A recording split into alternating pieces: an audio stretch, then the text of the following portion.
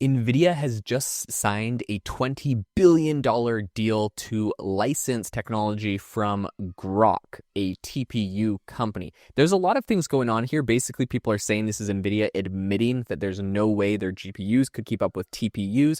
There's a lot of incredible things going on with the deal. Some people saying this is 3x the valuation of the company that they're paying.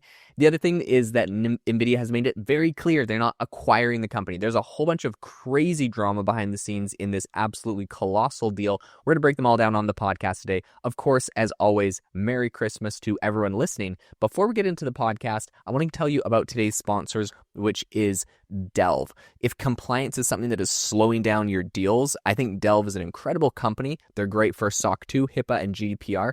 Specifically, Delve uses AI agents to automate compliance end to end. So they're going to collect evidence, they're going to fill out security questionnaires, and they're going to customize controls to your actual business so you can get compliant in days, not months, all using their AI agents. You also get a one-on-one Slack support from real security experts who respond very quickly, and there's over 1,000 fast-growing companies that currently trust Delve to close deals faster and stay compliant as they scale. So if you're interested in checking out Delve, you can book a demo at delve.com, and I will also leave a link in the description to Delve. All right, let's talk about this deal with Groq. So the first thing I'll say is that this is a non-exclusive licensing agreement, meaning Groq can do similar deals with other players, theoretically.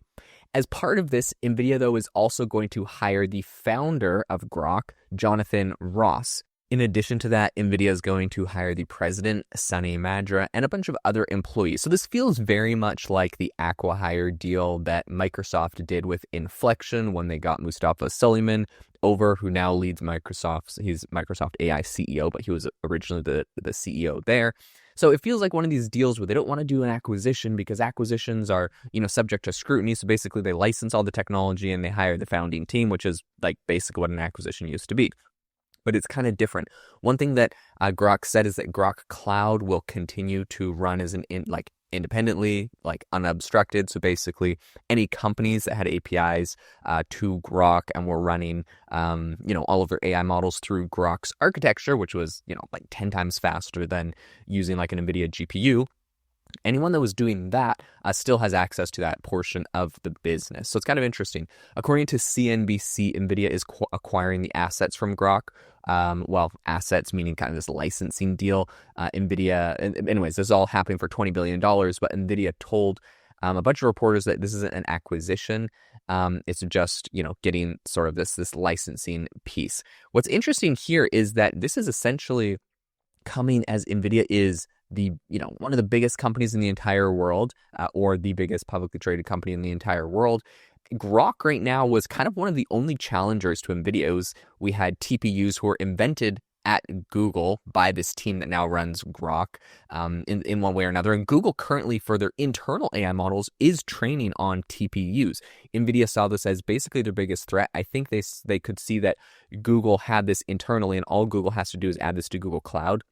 And anyone can use it, and all of a sudden, Nvidia is going to be really struggling if Google's scaling up that side of their business.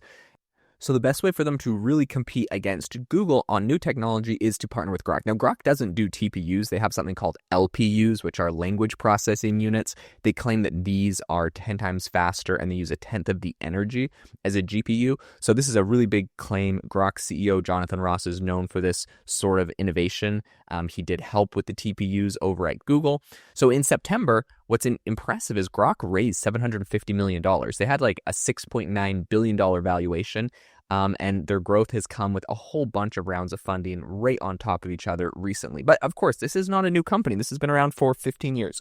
One of the biggest winners in this whole play that you'll see a lot of people on X talking about is Social Capital, who was one of the early investors in Groq. And of course, Chamath Palihapitiya, the podcast host for the All In podcast, runs Social Capital. I want to break down the structure of this deal because I think this is one of the biggest winners and it's really, really impressive. So Social Capital initially put $10 million into Groq's seed round, and this was back in April of 2017. So when they did that, the company was only worth $30 million post, and so that single check got them about 33% of the company.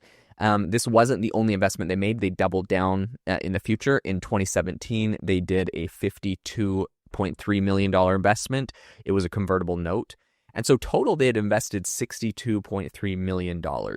Okay, so that is a lot of money, but I think this is where it gets really interesting. Groq raised $300 million at a $1.1 billion valuation back in 2021. And of course, this was like peak ZERP era. A lot of money was flying around, so they were able to raise this big round. And it took them a few years before they were able to raise more, but in 2024, they raised $640 million at a $2.4 billion valuation. And then most recently, like I mentioned, they've raised this kind of big $750 million at a $6.9 billion valuation just in September of this year. What's interesting is, I mean, that was almost $1 billion, $750 million just in September. But from then till now, the company is, essentially like 2.9x.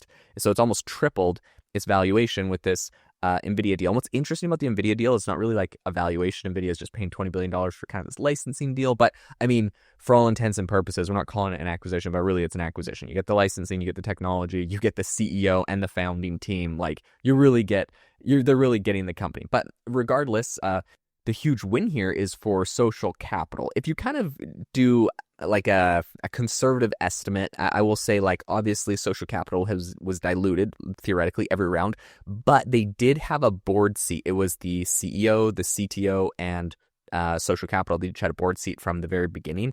So because of that, I think it's likely that they kept some pro rata through the convertible that they had.